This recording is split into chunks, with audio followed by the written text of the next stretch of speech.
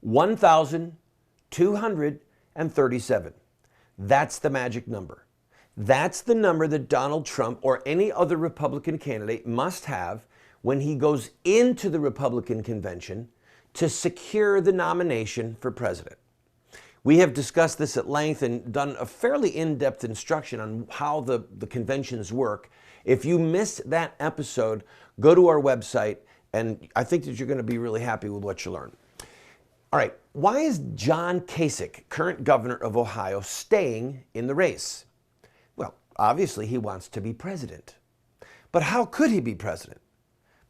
Granted, he finished second in New Hampshire. He did horribly in Iowa. He did poorly in South Carolina. He came in dead last in Nevada. He's trailing in virtually every state.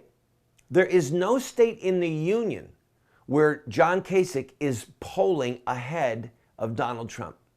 And in most states, he's polling behind Ted Cruz and behind Marco Rubio, often coming in either second to last or dead last. How could he possibly be the president? He told us what's going on in his head. A brokered convention in the state of Ohio. The Republican convention is being held in Cleveland, Ohio. And a Quinnipiac poll came out a couple of days ago in which John Kasich beats Hillary, all right, in a Kasich presidential run against a Hillary presidential run. He beats her in Ohio by 17 points. For those of you who wonder why is that so critical, think John Kerry, 2004. Ohio was the swing state that determined the outcome of the election. Ohio could determine the next president of the United States. And so Kasich is saying, look, if you need to carry Ohio in the GOP, or rather in the general election in 2016, I'm your man. I'm a sitting governor in the state of Ohio. I'm a popular governor, and I can whip Hillary here in Ohio and therefore become president. The problem facing Governor Kasich is that most Republicans don't like him. I don't like him. I don't trust him. I think that he is a treacherous, duplicitous Catholic. I think that he's a socialist. I think that he grovels at the foot of the Supreme Court. I don't want him to be our president. But thankfully, most Americans agree with me. Here's the thing. He's staying in this race to be a spoiler.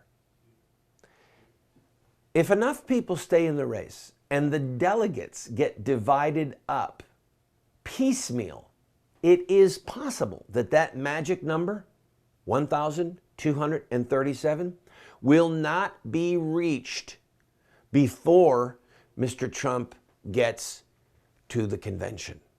And if that happens, I promise you this, the Republican machinery is even now planning, plotting how they could get an establishment man like John Kasich to be the nominee. And that is what Kasich is hoping for. And that is why he is staying in this race. He knows he cannot possibly win the primary. He's actually trailing Donald Trump in his own state. All right? So Trump is beating Rubio in Florida, for example, by about 15 points. He is 5 or 6 points behind Ted Cruz in Texas. It's the only state in which Trump is not leading in the polls, is Texas. And their favorite son, Ted Cruz, the senator, is ahead in that poll. Had the governor of the state of Texas endorse him yesterday. So he's got the edge in Texas, which is expected. Rubio doesn't have it in Florida, and Kasich doesn't have it in Ohio. Think about that. A sitting governor in the state of Ohio is losing to Donald Trump.